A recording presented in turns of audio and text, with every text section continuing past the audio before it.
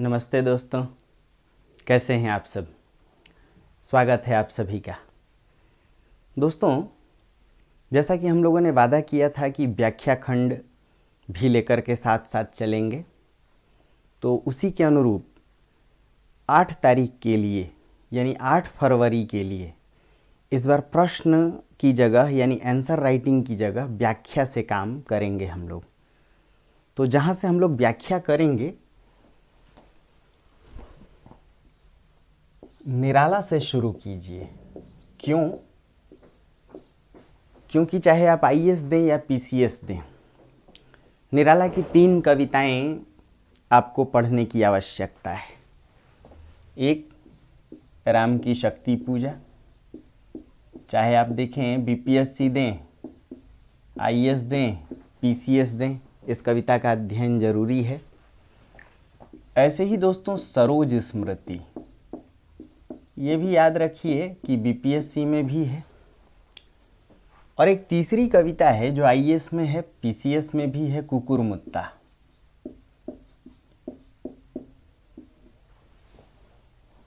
कुछ पंक्तियां हैं जो अक्सर पूछी जाती हैं। जैसे राम की शक्ति पूजा से अगर पंक्ति देखें तो है अमानिशा उगलता गगन घन अंधकार। है अमानिशा उगलता गगन घन अंधकार।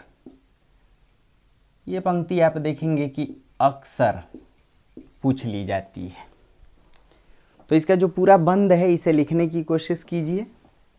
जैसे, स्थिर राघवेंद्र को हिला रहा रह रह संशय। आप इस पंक्ति को भी लिखें। इसके साथ जो पूरा बंद है, या फिर पंक्ति पूछ ली जाती, बैठे मारुति देखते राम चरणारविंद। राम चरणारविंद, युग अस्ति नास्ति के एक गुण गण अनिंद्य। इस पंक्ति को कीजिए। या फिर, उतरा ज्यों दुर्गम पर्वत पर नैशा अंधकार। इस पंक्ति को देखिए।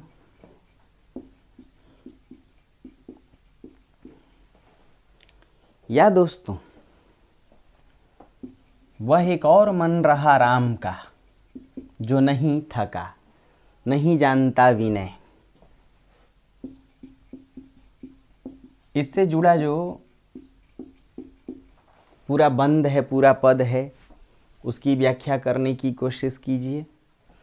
या फिर दोस्तों, अगर भीतर की कुछ और पंक्तियों को लें, अन्याय जिधर है शक्ति उधर। इस बंद की व्याख्या करने की कोशिश कीजिए। या फिर अगर किसी और पंक्ति पर बात करें तो जैसे, रावण अधर्मरत होकर भी अपना,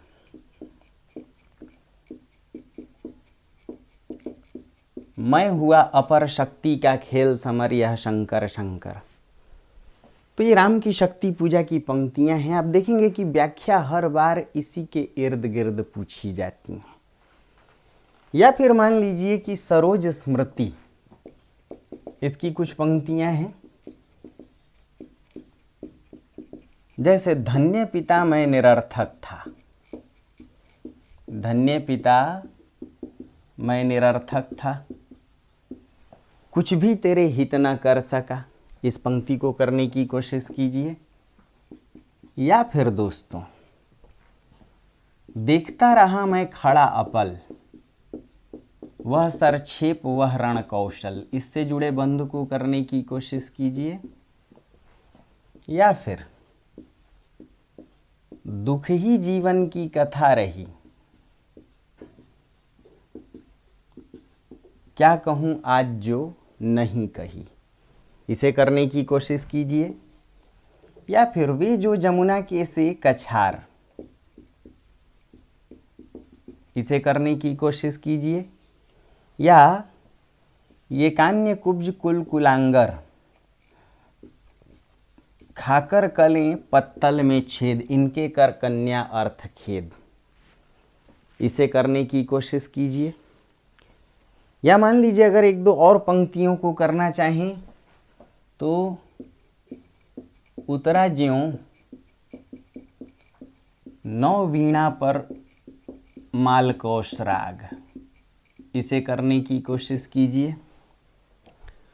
तो देखेंगे कि सरोज स्मृति में या फिर हिंदी का प्रथम स्नेहोपहार या हिंदी का यह स्नेहोपहार उस पद को करना चाहें, या लिखता रहा मैं अबाध गति मुक्त छंद, लिखता रहा मैं अबाध गति मुक्त छंद, जो पंक्ति है किंतु संपादक गण निरानंद, देकर उत्तर एक दो पंक्ति में लौटा देते रचना सत्वर, इस पद को करने की कोशिश कीजिए।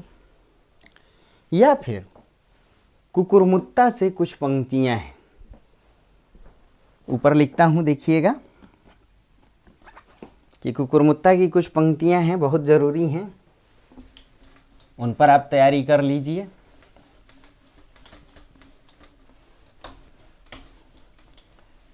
जैसे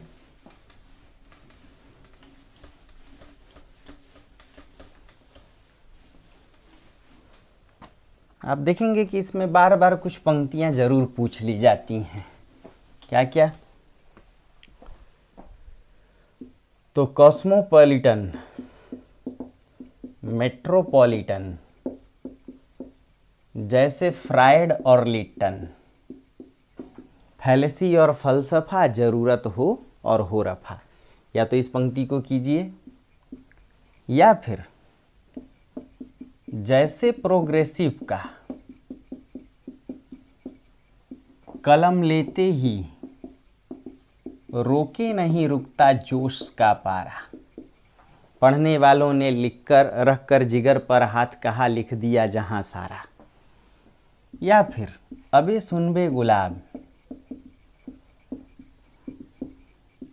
भूल मत पाई जो तूने खुशबू रंगो आब।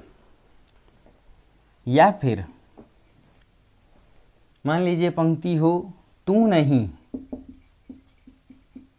मैं बड़ा, डेढ़ बलिस्थ और चढ़ा, या तो इस पंक्ति को करें। या फिर उसके पीछे दुम हिलाता, आधुनिक कवि या आधुनिक पोएट जैसे टेरियट, इस वाले बंद को करें। देखेंगे कि व्याख्याएं जब भी बनेंगी इन्हीं पंक्तियों के इर्द गिर्द बनेंगी, और हमेशा हम लोग एक फिराक में रहते हैं कि भाई व्याख्या कैसे लिखें, किस संदर्भ से लिखें। तो 8 तारीख के लिए तो आपके लिए ये प्रश्न रहेगा, इसको लिख करके भेजिए। कम से कम कोई 2 पद चुनिए, चाहे राम की शक्ति पूजा से 2 पद चुन लीजिए, या एक राम की शक्ति पूजा एक सरोज स्मृति से चुन लीजिए, या जो लोग पीसीएस देने की बिल्कुल इच्छा नहीं रखते, राम की शक्ति पूजा से एक पद चुन लीजिए, एक कुकुरमुत्ता से चुन लीजिए। जो लोग बिहार पीसीएस दे रहे हैं कृपा करके एक राम शक्ति पूजा से लिखें, एक सरोज स्मृति से। अब मामला है कि कैसे व्याख्या करें, आइए इन बातों को जानने की कोशिश करें। दोस्तों, ये जो व्याख्या है, यदि आप इस पर ये विचार करते हैं कि हम पंक्तियों का अर्थ लिख के काम चला लें, तो यकीन मानिए व्याख्या पूरी तरह से आप गड़बड़ लिखेंगे। क्योंकि बचपन में जो हम लोग व्याख्या करते थे वो वास्तव में भावार्थ था। अब जो आप व्याख्या करते हैं, याद रखिए उसमें शब्दार्थ और भावार्थ बहुत उनके लिए कम स्थान है। यानी जो मुख्य ज़रूरत है व्याख्या में वो प्रतीकार्थ की है, रचनात्मक उद्देश्य की है। कोई भी रचनाकार जब अपनी रचना लिखता है तो उसकी पंक्तियों की व्याख्या करते समय ये याद रखिए कि रचनाकार का उद्देश्य क्या रहा है, किस दर्शन से प्रभावित होकर के वो लिखा है,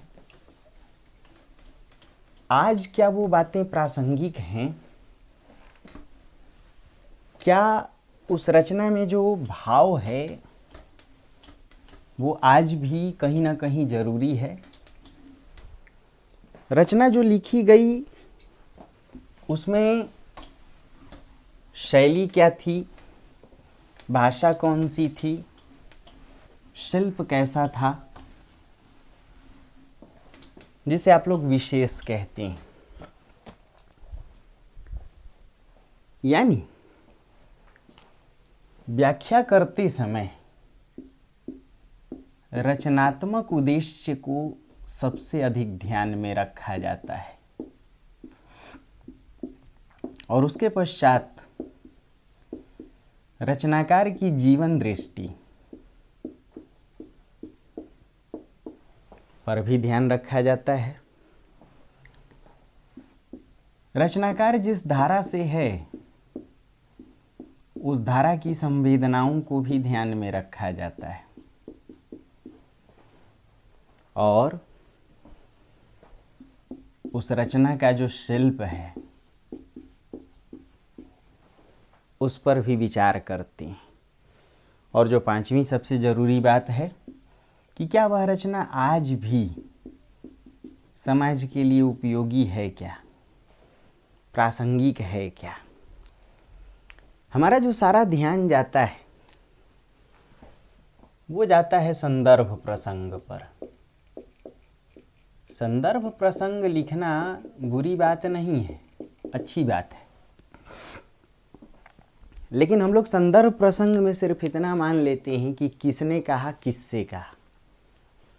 मुझे एक बात बताइए, जब आप शुक्ल जी की निबंधात्मक पंक्तियों की व्याख्या कर रहे हैं, कविता मनुष्य को मनुष्यता की उच्च भूमि में ले जाती है, या लिखते हैं कि प्रेम में घनत्व अधिक होता है, श्रद्धा में विस्तार अधिक होता है, कुछ ऐसी पंक्तियाँ, या श्रद्धा और प्रेम के योग को ही भक्ति कहते हैं, या फिर लिख रहे हैं कि हृदय की मुक्तावस्था रस दशा है तो आत्मा की मुक्तावस्था ज्ञान दशा है। वाणी जब हृदय की मुक्तावस्था के लिए शब्दों का विधान करे तो उसे कविता कहते हैं। या लिख रहे हैं कविता की आवश्यकता शुरू से ही मनुष्य की रही है, ना कि पशु जगत को। जब भी कोई पंक्ति आप लिखते हैं तो उसमें संदर्भ प्रसंग क्या लिखेंगे, किसने किससे कहा, किसने किससे कहा। शुक्ल जी ने लिखा, उनके मौलिक विचार हैं, वो पंक्तियाँ प्रेषित हो रही हैं हम तक, आप तक। वहाँ तो भाई कोई पात्र नहीं है कहने वाला, इसीलिए हमारा जो सारा ध्यान रहता है वो संदर्भ प्रसंग पर रहता है। मान लीजिए प्रेमचंद के उपन्यासों की पंक्तियाँ हैं, कोई मान लीजिए ऐसी पंक्ति है, प्रेम सीधी साधी गऊ नहीं खूंखार सिंह है। या मान लीजिए देवियों को तो स्वतंत्र रहना ही चाहिए। या ऐसी पंक्ति है कि नारी पुरुष से श्रेष्ठ है। या कोई ऐसी पंक्ति है कि माया के द्वेष जाल में बड़ी बड़ी मछलियाँ फंसती हैं, छोटी मछलियाँ तो उसे पार कर जाती भाई। या किसान गिरह का पक्का स्वार्थी होता है, या किसान सबका नरम चारा है। ऐसी जब पंक्ति हो तो समझ में आता है कि भाई एक पात्र ने किसी पात्र से कहा होगा। या क्या खाकर मोटे हुए हो भाई, तो बात समझ में आती है। या उपन्यास दिव्या की व्याख्या कर रहे हैं, या स्कंदगुप्त की व्याख्या कर रहे हैं, चंद्रगुप्त, तो समझ में आता है कि कोई पात्र होगा, पात्र ने किसी पात्र से कुछ कहा होगा। कई बार कोई पात्र कुछ नहीं कहता है, रचनाकार पात्र के संवाद को समझाने के लिए अपनी बात को रखता है, उसे परिदृश्यात्मक शैली कहते हैं। यानी बातों को, पात्र की बातों को समझाने के लिए रचनाकार जब अपनी ओर से कोई दार्शनिक पंक्ति रखे तो परिदृश्यात्मक। वहाँ संदर्भ प्रसंग क्या लिखेंगे? तो सबसे पहले आप संदर्भ प्रसंग से उलझने की जगह इसमें एक जो बौद्धिक पक्ष है उसका इस्तेमाल करें। आप इतना लिख सकते हैं कि प्रस्तुत पंक्तियाँ अमुक रचना से ली गई हैं, जिसके रचनाकार फलाने हैं, उन पर इस दर्शन का प्रभाव है या इस धारा से जुड़े हुए हैं। यही आपका संदर्भ प्रसंग है। अब इस पर जब आप बहुत शोध करने लगते हैं, छानबीन, तो समस्या उठ खड़ी होती है। फिर मान लीजिए कबीर की कोई पंक्ति है, अब कबीर ग्रंथावली से तो ठीक है, लेकिन तलाशने लगते हैं कि गुरु को अंग से है, सुरमा को अंग से है, सुबटा को अंग से है, निर्गुण को अंग से है, विरह को अंग कहाँ से है, खोजें। भाई साहब, हम शोध करने थोड़ी ही बैठे हैं, इतनी देर में तो न जाने कितनी बातें हम लोग लिख लेंगे। अच्छा, इसी में अटकते भी हैं, कहाँ से ली गई हैं। चलिए, कामायनी की बात समझ में आती है कि बिहार और यूपी पीसीएस मिला दें, यूपी मिला दें तो 4 ही सर्ग पढ़ना है। आईएएस वालों को चिंता और श्रद्धा सर्ग ही पढ़ना है, कहीं काम और लज्जा सर्ग को भी पढ़ना है, कहीं ईड़ा को भी पढ़ना है, कहीं कर्म। जरा विचार कीजिए कि उन पंक्तियों में कई बार हम बात नहीं समझ पाते हैं कि श्रद्धा ने कहा होगा मनु से, या ईड़ा ने मनु से कहा होगा। राम की शक्ति पूजा तक तो ठीक है, छोटी कविता है, या यूं कहें कि भाई कविता तो विस्तार में है, लेकिन 5-7 पन्ने की कविता है, तो हम लोग समझ लेते हैं कि ये राम के भाव हैं। जब राम कहते हैं मित्रवर विजय होगी न समर, तो समझ में आता है कि राम कह रहे होंगे। देखो बंधुवर सामने स्थित यह जो भूधर, तो राम कह रहे होंगे। या फिर मित्रवर विचलित होने का नहीं, रघुवर विचलित होने का नहीं देखता मैं कारण, तो बात समझ में आ सकती है कि या तो उन्हें समझाने वाले 2 ही श्रेष्ठ थे, विभीषण समझा रहे होंगे या जामवंत समझा रहे होंगे। ऐसी कविताओं में चल जाता है। लेकिन जरा सोचिए, जब कुकुरमुत्ता पंक्ति को, आप कुकुरमुत्ता की पंक्तियों को लिख रहे हैं, तो भाई गुलाब तो कुछ कहता ही नहीं, सब कुछ कुकुरमुत्ता ही कह जाता है। लेकिन गुलाब की मनोदशा को आप व्यक्त कर सकते हैं कि वह कुछ भी नहीं बोलता है, जो नहीं बोलता है वो शालीन होते हैं। और आज के मार्क्सवादी शालीन लोगों पे जम के प्रहार करते हैं, जो मन में आता अपनी फूहड़ भाषा में। जैसे कुकुरमुत्ता कहता है कि रोज पड़ता रहा पानी तू हरामी खानदानी, गाली गलौज करता है आज के मार्क्सवादियों की तरफ, फूहड़ है कुकुरमुत्ता। लेकिन कुल मिलाकर जितनी रचनाएं हैं, सब में ये जायजा लेना कि भाई किसने कहा, किससे कहा, कब कहा, क्यों कहा, यही संदर्भ प्रसंग का वास्तव में अर्थ भी होता है। आप इसके झमेले में मत पड़िए, आप सिर्फ कोशिश कीजिए, अगर आप पहचान पाएँ कि किसने किससे कहा तो अति उत्तम, नहीं पहचान पाएँ चिंता मत कीजिए, सिर्फ बताएं कि प्रस्तुत पंक्तियाँ अमुक रचना से ली गई हैं, इन पंक्तियों का सार या इन पंक्तियों का भार या इन पंक्तियों का संदर्भ कुछ ऐसा है, इसी में संदर्भ प्रसंग आ गया। और फिर जो व्याख्या का मुख्य भाग है, उसमें भावार्थ से ज़्यादा आपको रचना के उद्देश्य को लिखने की आवश्यकता पड़ती है, रचनाकार के जीवन दृष्टि को समझिए। जैसे मान लीजिए कि कबीर पर हम लोग व्याख्या कर रहे हैं, और कबीर की कोई पंक्ति है, नैना निर्झर लाइया रहट बहे निसधाम, तो क्या आप अर्थ लिखेंगे कि आंखें झरना हो गई हैं, हृदय में एक रहट बह रहा है, विरह के कारण उस रहट से लगातार पानी बरस रहा है, और पपिया जैसे पुकारता है पिया को, कबीर भी पुकार रहे हैं कि तुम कब मिलोगे मेरे राम, पपिया ज्यों प्यू प्यू करे कब्रे मिलहूँगे राम। क्या ये व्याख्या हुई? या मान लीजिए कि पंक्ति है कि आग जो लागा नीर मही, कंदू जरिया झारी, मंछी रूसा चढ़ गई, उत्तर दक्षिण के पंडिता मुए बिचारी बिचारी। तो क्या आप लिखेंगे कि मछलियाँ पेड़ पे चढ़ गईं, पानी में आग लग गई और कीचड़ जल करके खाक हो गया, और उत्तर और दक्षिण भारत के पंडित विचार विचार करके मर गए? अरे ये भावार्थ है, इस भावार्थ से व्याख्या नहीं बनती। या फिर मान लीजिए जल में कुंभ, कुंभ में जल है, ऐसी कोई पंक्ति हो। या फिर मान लीजिए कि कोई पंक्ति है, विरह भुवंगम बैठ करी कियो करे जो घाव। या कोई पंक्ति है कि भाई मान लीजिए माया तेरे 3 नाम, ऐसी कोई पंक्ति है। या माया दीपक नर पतंग, ऐसी कोई पंक्ति है। दोस्तों, जब भी व्याख्या कीजिए आप एक बात समझिए कि रचनात्मक उद्देश्य को पकड़िए। कबीर पर व्याख्या करने के लिए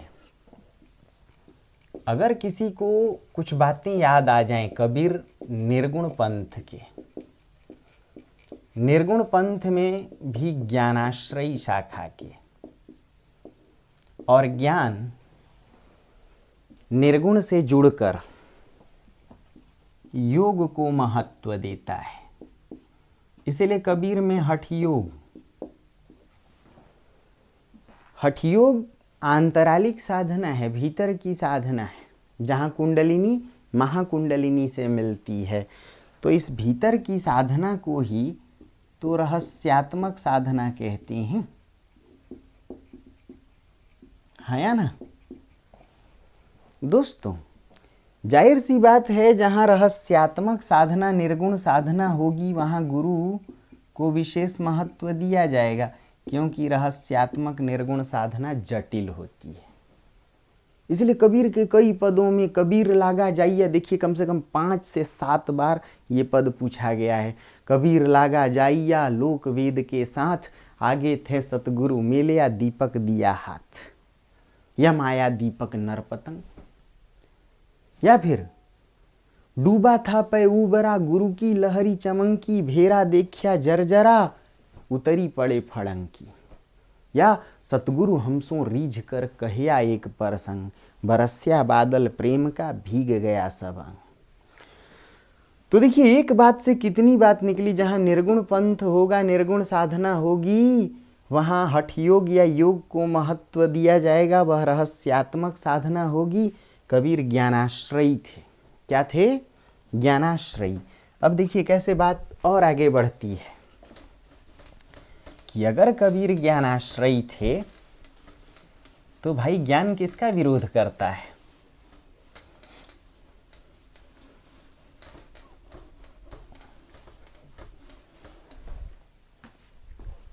ज्ञान माया का विरोध करता है। माया को कबीर ने बाधक माना। किसके किसके बीच? ब्रह्म और जीव के बीच। इसलिए बार बार कबीर कहते हैं, जल में कुंभ, कुंभ में जल है बाहर भीतर पानी, फूटा कुंभ जल जल ही समाना, यह तथ्य कहियो ज्ञानी।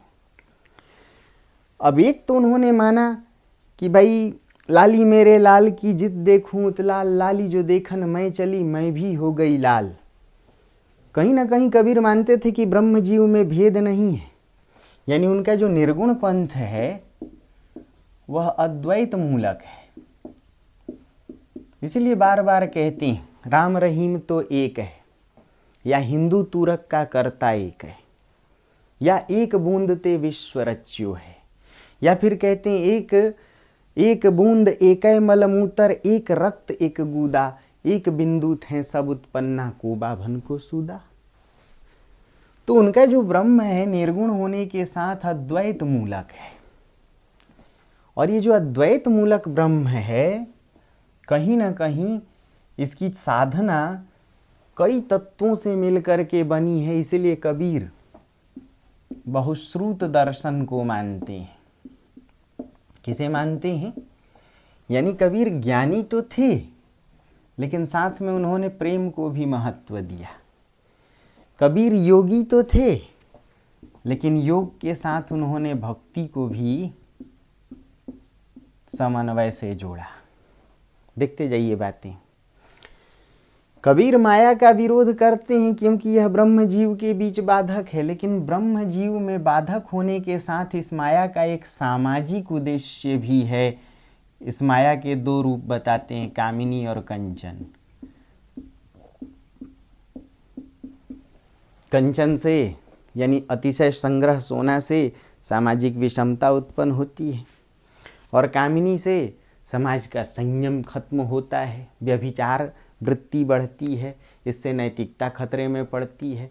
कबीर की साधना नैतिक साधना है, सामाजिक समरसता की भी बात करती है, समन्वय और संयम की भी बात करती है। दोस्तों निर्गुण पंथ या रहस्यवाद को क्यों अपनाया होगा? क्योंकि कबीर कहते हैं, मोको कहाँ ढूंढे रे बंदे, मैं तो तेरे पास में। कस्तूरी कुंडल बसे, ना मैं मंदिर ना मैं मस्जिद, ना काबा कैलाश में। तो जाहिर सी बात है कि निर्गुण पंथ को अपनाया ही तो उसका उद्देश्य था समन्वय। क्या उद्देश्य था? समन्वय। और इस समन्वय के लिए ही उन्होंने कर्मकांडों का विरोध किया। किसका विरोध किया? कर्मकांडों का। और यही वजह है कि चाहे मूर्ति पूजा हो, पाहन पूजे हरि मिले, चाहे कांकर पाथर जोड़ के मस्जिद लिया चिनाए, तो मूर्ति पूजा, तीर्थाटन, हिंसा, इन सब का विरोध किया। जाहिर सी बात है कि कबीर मानते थे कि ब्रह्म में जो बाधक तत्व है वो माया है। इसीलिए जीव ब्रह्म से दूर होने के कारण विरह को झेलता है। तो कबीर में विरह अधिक है। ये भेद कब खत्म होगा? जब कोई साधक अपना समर्पण करे। इसलिए कबीर की साधना में वैष्णव की प्रपत्ति या समर्पण अधिक है। कबीर कुत्ता राम का मुतिया मेरा नाम, या मेरा मुझ में कुछ नहीं, जो कुछ है सो तोर, तेरा तुझको सौंपते। इस समर्पण के कारण ही कबीर प्रेम जैसे तत्व की अधिक वकालत करते हैं, विरह की अधिक वकालत करते हैं। कबीर निरक्षर थे, ज्ञानाश्रयी थे, लेकिन उनका ज्ञान पुस्तकीय नहीं था। इसीलिए पुस्तकीय कर्मकांडों का, आडंबरों का भी विरोध करते हैं और मानते हैं कि समर्पण से, अहिंसा से, नाम जप से ही ब्रह्म मिल सकता है। इसलिए वैष्णवों की ये तत्व हासिल करते हैं और तब दर्शाते हैं कि ब्रह्म से दूरी क्यों। अनखड़ियाँ झाई पड़या, पंथ निहारी निहारी, जिभड़ियाँ छाला पड़या, नाम पुकारी पुकारी। भाई कबीर अनपढ़ थे, निरक्षर थे, इसीलिए बात कहते हैं कि भाई मेरा जो ब्रह्म है वो भी बहुत जटिल ज्ञान का विषय नहीं, वो तो प्रेम का ही विषय है। इसलिए कहते हैं कि कबीरा यह घर प्रेम का, खाला का घर नहीं, या फिर कहते हैं कि 2.5 अखर प्रेम का। तो कबीर की कविता में विरह है, समर्पण है, प्रेम है, माया का विरोध है, निर्गुण ब्रह्म की स्थापना है, अद्वैत दृष्टि है, ज्ञानाश्रयी होकर भी भक्ति और प्रेम जैसे तत्वों को महत्व देते हैं, रहस्यात्मक साधना होने के कारण गुरु को विशेष अहमियत देते हैं। अरे हाँ या ना? चूंकि निरक्षर है तो एक तरफ तो प्रेम को स्वीकार करते हैं निरक्षर होने के कारण, और दूसरी तरफ निरक्षर होने के कारण उनकी कविता काव्य शास्त्रीय नहीं है। क्या नहीं है? काव्य शास्त्रीय नहीं है, यानी उनकी कविता अनगढ़ है, उसमें रस छंद अलंकार के काव्य शास्त्रीय प्रयोग नहीं है। निरक्षर होने के कारण और संत होने के कारण ही जो उनकी भाषा शैली है वो पंचमेल खिचड़ी है। कैसी है? पंचमेल खिचड़ी है। दोस्तों, जितनी भी पंक्ति बने कबीर पर, आप इन शब्दों का घेरा बना लीजिए, खूब इत्मीनान से फोटो खींच लीजिए, देखिए कि क्या कबीर की व्याख्या आप कर पाते हैं कि नहीं। सिंपली लिखिए। प्रस्तुत पंक्तियाँ, चूँकि कबीर की पंक्तियाँ दार्शनिक हैं, समाज को सीख देती हैं, इसलिए आप कह सकते हैं कि उनकी रचनाओं में प्रसाद गुण है। आप कह सकते हैं कि कहीं ना कहीं ये पंक्तियाँ सार तत्व को समझाती हैं, इसलिए लिखिए प्रस्तुत सार गर्भित पंक्तियाँ। प्रस्तुत लिख सकते हैं प्रसाद गुण संपन्न पंक्तियाँ कबीर ग्रंथावली से ली गई हैं। अब छोड़ दीजिए बाकी सब की संग से ली गई हैं, क्योंकि परीक्षा में सारे अंग कट के अपंग हो जाते हैं। लेकिन अगर ये फॉर्मूला है तो देखिए कबीर ने अपनी रचना का उद्देश्य क्या माना? अद्वैत। अद्वैत का क्या मतलब? जहाँ भेद खत्म हो जाए, हिंदू मुसलमान का भेद, जातिगत भेद, अवर्ण सवर्ण का भेद, ब्राह्मण अवर्ण का भेद, सारा भेद खत्म। उनका उद्देश्य था एक स्वस्थ स्वच्छ नैतिक समाज की स्थापना। इसलिए कई डायलॉग हैं। कबीर मूलतः भक्त थे, भक्ति के क्रम में ही सामाजिक रूढ़ियों के जंगल झाड़ को साफ करते गए। बीच बीच में एक दो पंक्ति स्टेटमेंट भी दे दिए। भाई आप आईएएस वाले तो 10 नंबर लिख रहे हो, बीपीएससी वाले जब व्याख्या कर रहे हो तो याद रखना 25 नंबर की व्याख्या है। इतना खाओगे आप तब तो कुछ पचाओगे बढ़िया से, खाओगे ही नहीं तो पचाओगे क्या? भूखे पेट नहीं जाना है। खूब ढंग से बातों को समझिए, रचनात्मक उद्देश्य समझ में आ रहा है। एक स्वच्छ स्वस्थ नैतिक समाज की कामना, सामंजस्य समता और संयम पर आधारित समाज की कामना, इसीलिए उन्होंने निर्गुण अद्वैत मूलक ब्रह्म को लिया। अब कोई ऐसी पंक्ति आ जाए, काहिरी नलिनी तू कुम्हलाए, या पंक्ति आ जाए कि हरि मरी हैं तो हमहू मरी हैं, हरि ना मरी हैं तो हम काहे को मरी हैं, सब अद्वैत है। या जल में कुंभ, कुंभ में जल है। इसलिए यह कहा भी गया कि दर्शन के क्षेत्र में जो अद्वैतवाद है वही साधना के क्षेत्र में हठयोग या रहस्यवाद है। तो अद्वैत का अर्थ ही जहां भेद खत्म हो जाए। अब रचनाकार की जीवन दृष्टि कैसी है भाई? बहुश्रुत दर्शन पर आधारित है। इनकी जीवन दृष्टि सहजता पर आधारित है। संतों सहज समाधि भली। इनकी जीवन दृष्टि कर्म कांडों के विरोध में है। कबीर किस धारा के हैं? तो निर्गुण ज्ञानाश्रयी धारा के। निर्गुण ज्ञानाश्रयी धारा के संत निरक्षर थे किंतु सामाजिक समन्वय की बात कर रहे थे। योगी होकर भी भक्ति का सामंजस्य, इसलिए कबीर की वाणी वह लता है जो योग के क्षेत्र में भक्ति के बीज पड़ने से। और क्या शिल पर आप लिख पाएंगे? पंचमेल खिचड़ी, रस छंद अलंकारों का काव्य शास्त्रीय प्रयोग नहीं है, फिर भी इनकी कविता में अनायास कुछ रस देखने को मिलते हैं। करुण रस देख सकते हैं, शांत रस देख सकते हैं। जैसे माली नावत देख कर कलियन करी पुकार, फूल फूल सब चुन लिए काली हमारी बार, या चलती चाकी देख कर दिया कबीरा रोए, या यह संसार कागद की पुड़िया बूंद पड़े घुल जाना है। सब देखें शांत रस, करुण रस से भरे पद हैं। कहीं कहीं वात्सल्य भी है, श्रृंगार भी है। जब कहते हैं हरि मोर प्यू मैं हरि की बहुरिया, या दुल्हन गावहूँ मंगलाचार्य, या फिर कहते हैं हरि जननी मैं बालक तोरा, तो आप दिखा सकते हैं कि कई भाव भी हैं, कई रस भी हैं, लेकिन काव्य शास्त्रीय नहीं थे। कबीर पढ़े लिखे नहीं थे, काव्य शास्त्र का अध्ययन नहीं था, इसलिए उनकी पंक्तियां सहज हैं। और तब प्रासंगिकता। आज जो संविधान है वो किस बात पर आधारित है? आर्टिकल 12-14 जब आप पढ़ते हैं, समता का, स्वतंत्रता का, न्याय का, अभिव्यक्ति का, अरे यही है ना। प्राण और दैहिक स्वतंत्रता, कबीर उस समय बात कर रहे थे। कहना था सो कह दिया, अब कुछ कहना नहीं। कबीर निरक्षर थे किंतु मृत्यु बोध को जानने के कारण अक्खड़ थे, फक्कड़ थे। इसलिए अपनी बात कहने से कहीं भी डरते नहीं।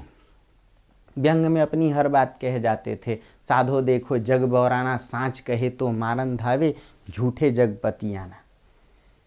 जिस प्रकार आज का बाजारवाद है, हालांकि आज का बाजारवाद जो है वो उपभोक्तावाद से उत्पन्न है, औद्योगिक क्रांति, पूंजीवादी संस्कृति, महानगरीकरण से, उसी प्रकार का कबीर के काल में कहीं ना कहीं सामंती अंधकार व्याप्त था।